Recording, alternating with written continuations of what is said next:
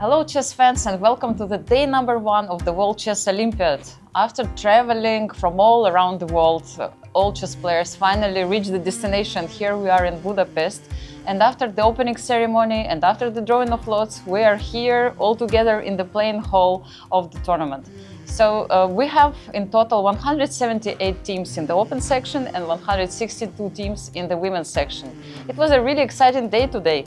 Peter, tell us a little bit about the highlights of the day. Absolutely, and the story of the first round in general is a story of stronger teams playing against the less strong teams, let's put it like that. And I think an easier start for me would be to start by describing the day in the women's section, because there everything went more or less according to form.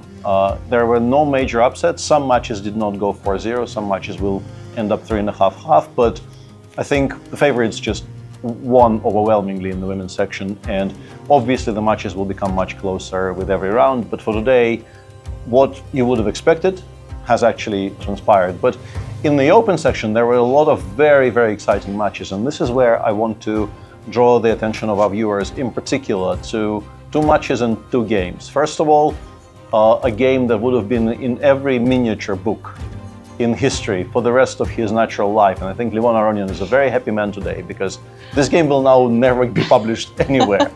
Levon Aronian was completely lost by move 15 in his game against a much, much lower rated opponent. But he continued fighting, continued creating traps, and finally found a very beautiful swindle to bring the game back to equality, and from that moment on won quite convincingly, because the psychological damage done by the position no longer being winning, I think, was too much for his opponent.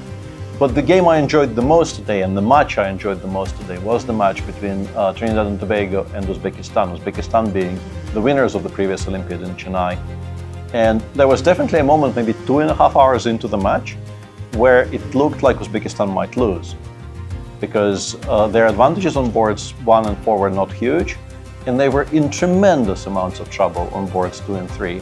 And in particular, I want to draw the attention of our viewers to the game played on board 2, where honestly it's one of the most exciting Sicilians I've seen in quite some time, played by a player rated, I think, 2160 against Norebek Yakuboyev, who is 2660, and who escaped by the barest of margins. Like, he was so close to losing that game.